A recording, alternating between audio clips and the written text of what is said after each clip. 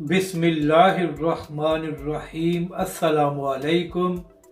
आप देख रहे हैं यूट्यूब चैनल आम सी बातें। नून लीग की हुकूमत को बड़ी शिकस्त और सुप्रीम कोर्ट का फैसला आ गया। अब लब्बैक वाले असम्बली में जाएंगे और अल्लामा साद हुसैन रिजवी की बड़ी कामयाबी। इस वीडियो में हम इसी के मुतालिक बात करेंगे। नाज़रीन कराम, आज सुप्रीम कोर्ट के 3 रुकनी बेंच ने यह फैसला सुना दिया है कि पंजाब में 14 मई को इंतखाबात होने जा रहे हैं। इसके साथ साथ सुप्रीम कोर्ट ने अपने फैसले में यह भी कहा है कि इलेक्शन कमीशन की जानब से जो ऐलान किया गया था कि पंजाब में 8 अक्टूबर को इंतखाबात होंगे, सुप्रीम कोर्ट उस फैसले को भी कलअदम करार देती है। और इसके साथ सुप्रीम कोर्ट की जानब से वफाकी हुकूमत को भी ये हुक्म दिया गया है कि इलेक्शन कमीशन को फंड दिए जाएं ताकि इलेक्शन कमीशन इंतखाबात की तैयारी करे। जबकि दूसरी जानब नून लीग की हुकूमत और PDM ने इस फैसले को मुस्तरद कर दिया है और वफाकी काबीना ने कहा है कि इस फैसले पर अमल करना मुमकिन नहीं है।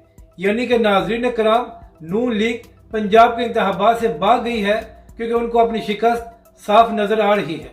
जबकि दूसरी जानब इमरान खान साहब और PTI ने इस फैसले का खैर मकदम किया है और कहा है कि इस फैसले से पाकिस्तान में जमहूरियत की जीत हुई है।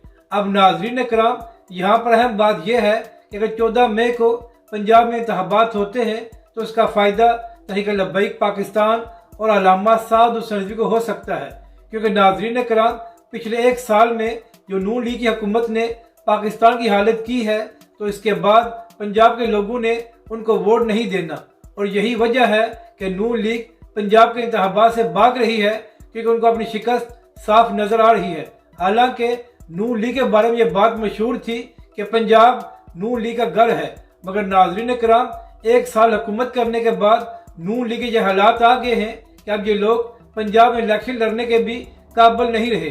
तो नाज़रीन कराम, अगर 14 मई को इंतखाबात होते हैं तो तहरीक लब्बैक पाकिस्तान का अपना भी अच्छा खासा वोट बैंक पंजाब में है। और इसके साथ साथ जो नून लीग का वोट बैंक टूटेगा उससे भी तहरीक लब्बैक पाकिस्तान फायदा उठा सकती है। और पंजाब में होने वाले इंतखाबात के बाद तहरीक लब्बैक के लोग असम्बली में पहुंच सकते हैं और इसके बाद तहरीक लब्बैक पाकिस्तान अपनी आवाज़ असम्बली में भी बुलंद कर सकती है।